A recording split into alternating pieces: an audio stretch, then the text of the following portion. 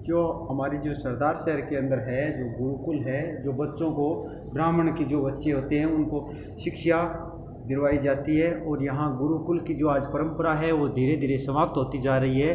तो ये हमारी जो बालाजी महाराज का जो मंदिर है, और ये हमारे जो आचार्य जी है, जो यहाँ सरदार शहर के जो गुरुकुल ब्राह्मणों को यहाँ शिक्षा दी जाती है ब्राह्मण कुल में, और उन्हीं के माध्यम से ही आज हम आचार्य जी के पास में हैं। तो यह हम आपको बताएंगे कि भाई किस तरह की आज धीरे धीरे परंपराएं हैं वो चल रही है। और आपका नाम क्या है आचार्य सर जी? जी, मेरा नाम रामदेव शर्मा। रामदेव जी शर्मा जी। तो रामदेव जी शर्मा जी, आप बताइए कि ये जो गुरुकुल ये चल रही है सरदार शहर के अंदर, इनका क्या नाम है वैसे? यहाँ गुरुकुल का नाम है श्री सप्तर्षि वेद वेदांग ऋषिकुल ब्रह्मचर्याश्रम। ब्रह्मचर्याश्रम। तो सर ये कितने दिनों से चल रही है अभी परंपरा? ये 2006 से संचालित है वेद विद्यालय।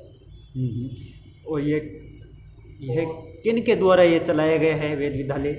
ये वेद विद्यालय वैसे तो श्री पंडित परिषद संस्थान के नाम से एक संस्था है। हाँ हाँ। उस संस्था के माध्यम से चल रहा है।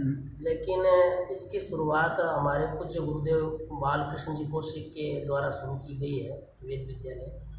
और इस वेद विद्यालय में दो संकाय हैं, एक है वेद और एक है कर्मकांड। कर्मकांड। तो कर्मकांड का अध्ययन तो या विद्यालय के स्तर पर करवाया जाता है, और वेद का अध्ययन है वो राजस्थान संस्कृत अकादमी के द्वारा मान्यता प्राप्त है।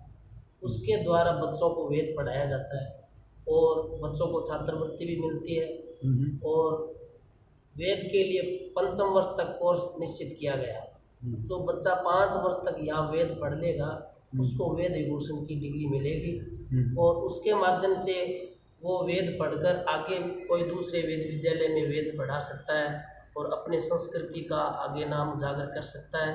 और इसके अलावा पंडित परिषद संस्थान में हमारे कई पदाधिकारी हैं, जैसे अध्यक्ष मुखराम जी नाथोलिया, व्यवस्थापक है बजरंग जी पारिक, और मंत्री यहाँ है प्रकाश जी पारिक, और काफ़ी यहाँ सदस्य भी जुड़े हुए हैं।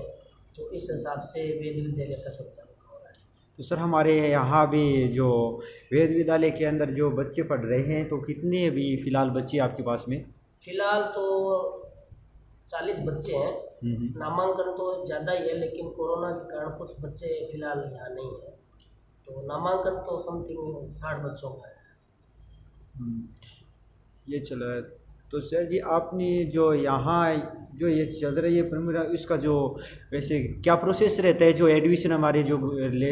एडमिशन का वैसे तो कोई प्रोसेस नहीं है, लेकिन ये शर्त है कि कम से कम बच्चा 5वीं क्लास पास होना चाहिए। 5वीं? और ब्राह्मण का बच्चा होना चाहिए। और 6वीं क्लास से हम एडमिशन लेते हैं, 6वीं में लेते हैं, 7वीं में भी लेते हैं, 8वीं में ले लेते हैं। लेकिन कम से कम उसको स्पष्ट रूप से हिंदी पढ़ना आना चाहिए, उसका हम एडमिशन ले सकते हैं। हाँ, ऐसे ले सकते हैं। और ये जो आप गुरुकुल के अंदर जो पढ़ाई हो रही है, तो उसके अंदर बच्चों को किस टाइम कैसे कैसे पढ़ाया जाता है? जैसे प्रातःकालीन 4 बजे बच्चों का जागरण हो जाता है। 4 बजे बच्चे सारे उठ जाते हैं। वो 5 बजे तक अपने नित्यक्रम से निवृत्त होकर 5 बजे संध्या वंदन के लिए आ जाते हैं। 5 बजे से 5:30 बजे तक संध्या होती है। 5:30 से 6 बजे तक नित्य हवन होता है, और 6 बजे से लेकर 6:30 बजे तक यहाँ मंदिर की बालाजी महाराज की आरती होती है। और 6:30 से 7 बजे तक योगाभ्यास होता है, और 7 से 7:30 बजे तक ये अपने स्वस्ति वाचन है, गणपति अथर्व शीर्ष है, इनका रोज पाठ होता है। और 7:30 से 8 बजे तक यहाँ बच्चे नाश्ता कर लेते हैं। 8 से 12 बजे तक 2 संकाय में क्लासें लगती हैं। कुछ बच्चे वेद पढ़ते हैं, कुछ कर्मकांड पढ़ते हैं। तो 8 से 12 बजे तक क्लास लगती है, और 12 से 12:30 तक मध्याह्न संध्या, 12:30 से लेकर 1 बजे तक मध्याह्न भोजन, और 1 बजे से लेकर 5 बजे तक जनरल सब्जेक्ट की पढ़ाई चलती है। जैसे अपने गांव में चलती है हिंदी, गणित, इंग्लिश। वहाँ से हमारे पास में ही है सरस्वती शिक्षण संस्थान, यहाँ से मान्यता है, वहाँ पर बच्चों का एडमिशन है सभी का। यहाँ पर अध्यापक दोपहर में पढ़ाने के लिए आते हैं, और एग्ज़ाम है और टेस्ट वगैरह वो सब स्कूल में लगते हैं।